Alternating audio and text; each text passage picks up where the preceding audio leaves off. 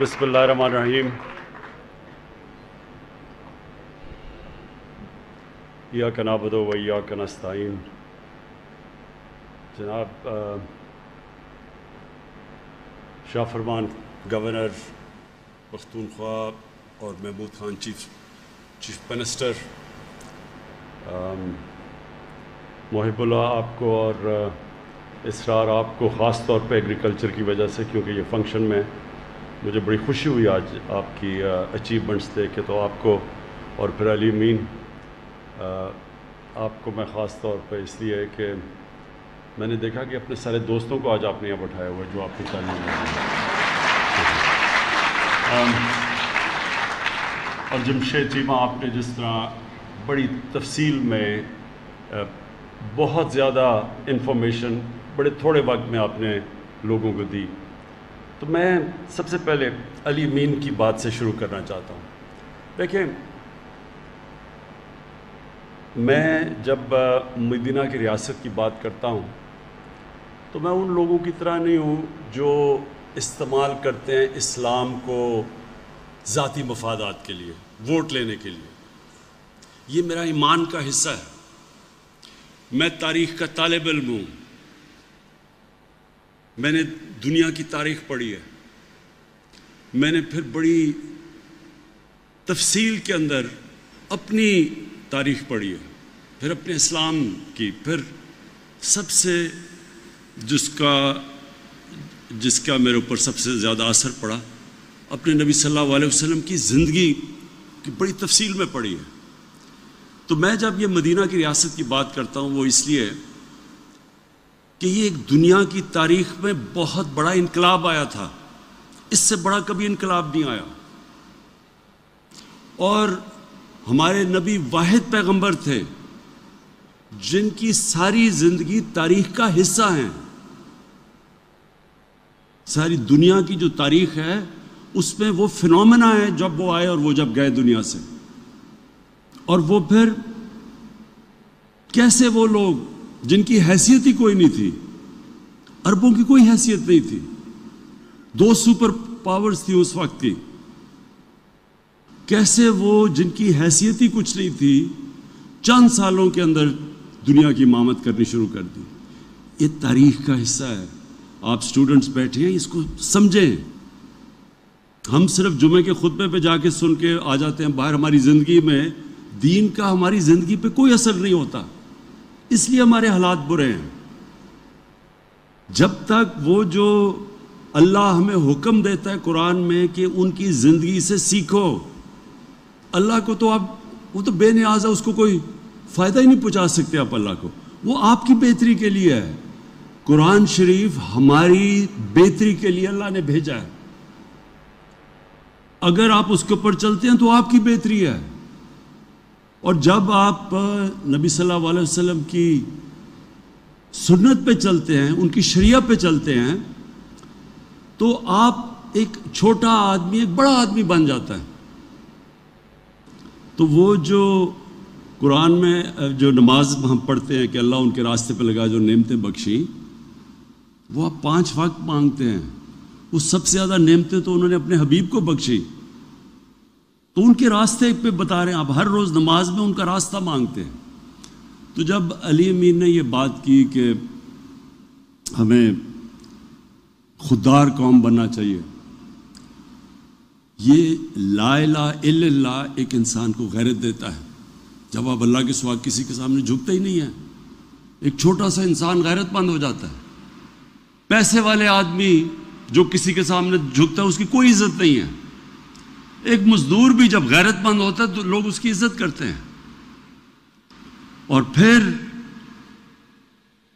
جب یہ جو انقلاب آیا تھا اتنا بڑا، جو یہ مدینہ کا انقلاب آیا تھا، اس کی 2 چیزیں تھیں.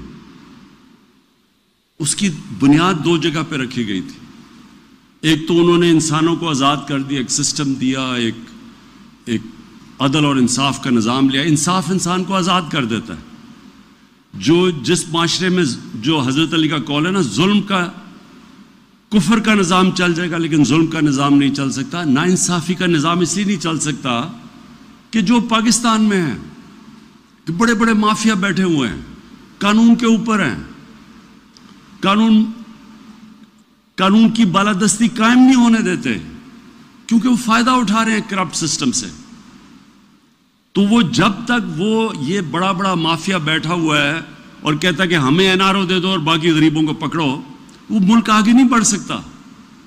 تو ہمارے نبی صلی اللہ علیہ وسلم نے سب سے پہلے مدینہ میں انصاف قائم کیا کہ میری بیٹی بھی اگر جرم کرے گی تو اس کو سزا ملے گی. اور تمہارے سے پہلے بڑی قومیں تباہ ہوئیں جدھر قانون نہیں تھا, جدھر انصاف نہیں تھا, جدھر طاقتور کے لیے اور کمزور کے لیے دوسرا. اور دوسری چیز تھی, انہوں نے انسانوں کے کیریکٹر کو اٹھایا, کیریکٹر بلڈنگ کی نیشن کی. صادق اور امین, سچا اور ایماندار, وہ کیریکٹر سے وہ لوگ اٹھے. کبھی بھی جھوٹے لوگ, ڈرپوک لوگ بڑے قوم نہیں بنا سکتے. سچے لوگ, دلیر لوگ, جو اللہ میں, جو لا الہ الا اللہ میں ماننے والے لوگ, غیرت مند لوگ, وہ صرف بڑی قوم بنتا ہے. اور وہ ثابت ہے, مدینہ کی ریاست میں وہ ثابت ہوا ہے کہ دیکھتے دیکھتے یعنی جنگ بدر کے 11 سال بعد تو ایک سپر پاور گری اور 13 سال کے بعد دوسری گری ان کے سامنے. تاریخ کا حصہ یہ. تو میں صرف آپ کو یہ سمجھانا چاہتا ہوں اور اپنی قوم کو, ہم ایک بڑی قوم نہیں بن سکتے جب تک ہم اپنا کیریکٹر ٹھیک نہ کریں. ہم بھی صادق اور امین نہ بنیں, سچے اور امانت دار نہ بنیں, انصاف کرنے والے نہ بنیں, کبھی قوم بڑی نہیں بن سکتی.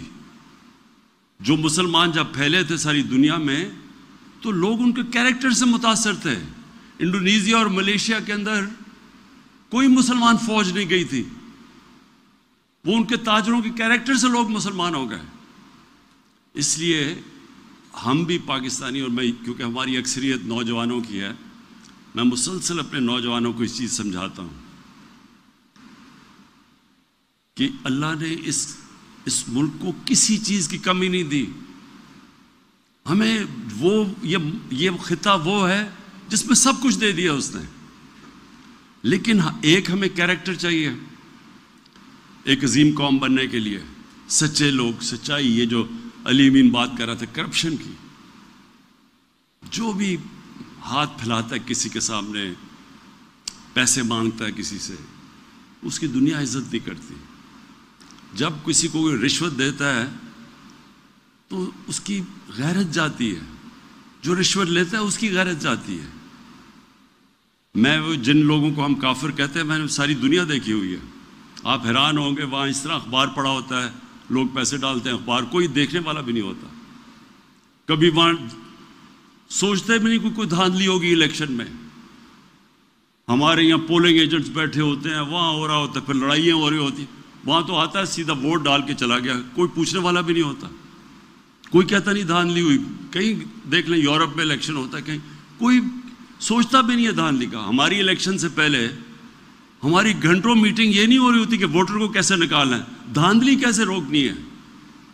تو یہ ہمارے لیے بڑی شرم کی بات ہے کہ ہمارے اس طرح کے لوگ آئے جو آج باہر بیٹھے ہوئے ہیں اور باہر اربوں اربوں روپے کی پراپرٹیز پہ بیٹھے ہوئے ہیں, ایک رسید نہیں بتا سکتے پیسہ کدھر سے آیا, اور وہاں سے تقریریں کر رہے ہیں یہاں بیٹھ کے.